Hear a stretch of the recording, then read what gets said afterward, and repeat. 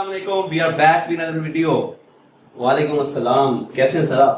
मैं अल्हम्दुलिल्लाह ठीक। आप सुनाएं? आज आप आ गए हैं सर बस गुजारा नहीं होता क्योंकि अब हमें स्टूडेंट के साथ इंटरेक्ट करना बड़ा अच्छा लगता है और स्टूडेंट्स भी बड़े अप्रिशिएट करते हैं और अक्सर तो पूछते हैं कि सर अगर हफ्ता गुजर जाए तो आपकी वीडियो नहीं आई। तो अब मैंने सोचा कि रेगुलर बेसिस पे ना वीडियोस बनाते रहें और not only on other topics, तो हम क्यों ना अपनी स्टडीज से रिलेटेड भी वीडियोस बनाते रहे ताकि स्टूडेंट्स का इंटरेस्ट भी बिल्टअप होता रहे और वो नई चीजें हमसे सीखते रहे। जी क्या कहना चाहेंगे आप? बिल्कुल ऐसे ही है, हमें वीडियोस बनाते रहना चाहिए।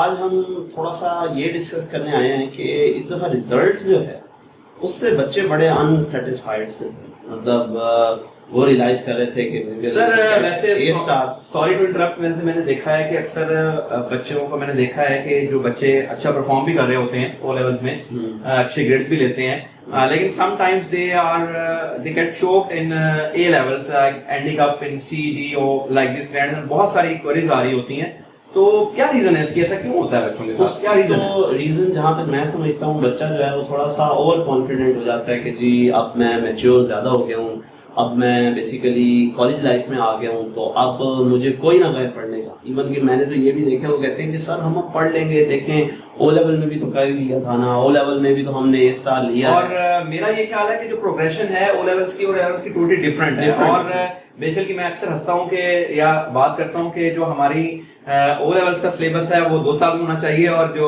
ए लेवल्स है वो 3 साल में होना चाहिए। लिटरली आपको तो पता है, जैसे सर अली की लेटेस्ट एक वीडियो में हमने बताया भी है कि इन 25 डेज इवन कंप्यूटर साइंस की भी अगर हम बात करें तो वो भी मतलब थोड़ा अगर आपकी लॉजिक बिल्डिंग ठीक हो तो सिलेबस कवर की जस्ट हम बात करें तो वो तो 25 दिन में वो उसका yes, but guys don't get serious with 25 days. It's not for all the students, remember, and not applicable for A levels. Okay, so A levels के लिए ऐसा नहीं है। और ये ना हो कि आप में से सारे बच्चे पढ़ना ही छोड़ देंगे, अब सर ने कह दिया जी 25 डेज में हो जाता है तो हो जाता है। नहीं भाई, वो 25 डेज जस्ट उनके लिए होते हैं कि जो मतलब के फेलिंग क्राइटेरिया में, बस वो ये है कि फेल नहीं होगा, तो उसके लिए है ये 25 डेज वाला। And on a serious note बेटा, द इशू इज दैट कि एक्चुअली जो हमारी प्रोग्रेशन है कि वहां पे अक्सर बच्चे हम देख रहे होते हैं ओ लेवल्स में कॉन्सेप्ट नहीं इतना ले रहे होते, उतना स्टडी नहीं कर रहे होते, लेकिन क्योंकि the knowledge level of knowledge is very apparent, means very basic, so it's very easy to get those things learned quickly and get A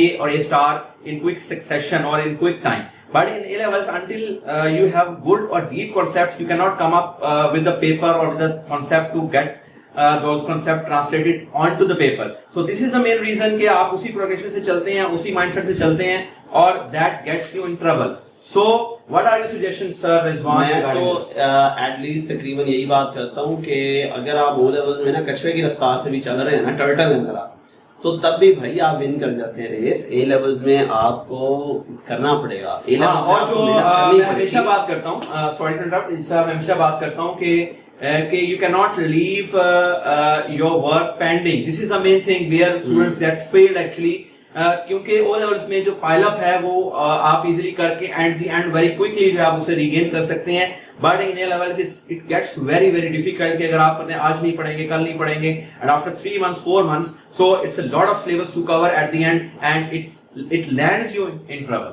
आपको कोई टीचर ही नहीं मिलेगा कि जो लेट्स से कि आपने 3 months तक अपना काम पेंडिंग किया है, अब आप कहें जी कोई टीचर मिल जाए इकोनॉमिकल भी हो और ईच एंड एवरीथिंग कवर भी करवा दे, नहीं, आपको कॉम्प्रोमाइज करना पड़ेगा फिर इन टर्म्स ऑफ अमाउंट, और इवन फिर भी वो आपसे उस लेवल का नहीं होगा जिस लेवल से उस तरह से होता कि आप कॉलेज से जो पढ़ के आ रहे हैं बस आप उसको डेली रेडी कर रहे हैं। इसकी मैं एंड पे आपको छोटी सी एग्जांपल दूंगा कि अगर आप कॉमन सेंस यूज करें बच्चों, ये कैसे पॉसिबल है कि एक चीज जो कि इंतहाई समझ लें कि 100% एक्स्ट्रा सिलेबस के साथ है ओ लेवल से, और ओ लेवल्स का दूसरी तरफ जी टाइम पीरियड आपके पास है 3 years, अब आपके पास टाइम है जी 1 year, और जो चीज आपने कवर करनी है वो उससे 100% डबल।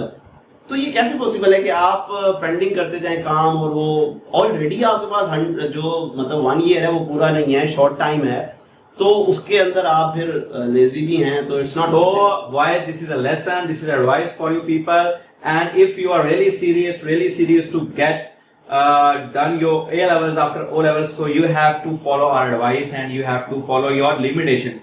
अगर आप इन लिमिटेशंस को फॉलो नहीं कर सकते, so then please don't go for A levels and simply go for FSC or some easier options. So this was the video for today, and we will be meeting inshallah in our next video with a new topic and new advice and suggestions. So signing off for today, and yes, Okay, thank you. Allah Hafiz.